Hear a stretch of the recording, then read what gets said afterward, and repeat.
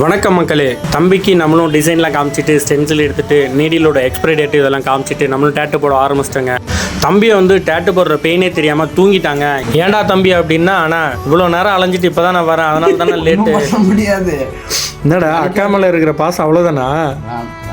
அப்புறம் என்னங்க அப்படியே பேசிட்டு டேட்டு போட்டு முடிச்சிட்டேங்க. டேட்டு போட்டதுக்கப்புறம் தம்பி டேட்டு எப்படா இருக்குது அப்படின்னு கேட்டவங்க தம்பியை. தம்பி டேட்டு எப்படி இருக்கு? சூப்பர்ண்ணா.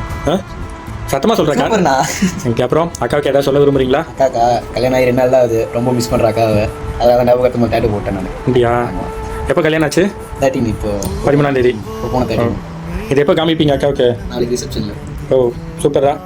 சர்ப்ரைஸ் அக்காக்கா இருக்கு. தம்பி இதெல்லாம் வந்து நீ பேசக்கூடிய டைம் என்ன? 1:22 நைட்டில் 1:30 மணிக்கு வந்து இதெல்லாம் பேசிகிட்டு இருக்கிறேன். அப்புறம் என்னங்க டேட்டு எப்படி இருந்திருக்குன்றது பாருங்கள், பார்த்துட்டு கமெண்ட் பண்ணுங்கள், முக்கியமாக ஃபாலோ பண்ணிக்கோங்க. அப்புறம் நம்மளும் ரிசப்ஷன் போயிருந்தோங்க. ரிசப்ஷன் போனதுக்கப்புறம் அதை பார்த்துட்டு அவங்க அக்கா என்ன அடிக்க வராங்க, எதுக்கு பிள்ளை என் தம்பிக்கு வலிக்கிற மாதிரி டேட்டு போட்டிங்க அப்படின்ட்டு. அக்கா தம்பிக்குள்ளே எவ்வளோ பாசம் பார்த்தீங்களா? ஏங்க மறக்காமல் ஃபாலோ பண்ணிட்டு போங்க.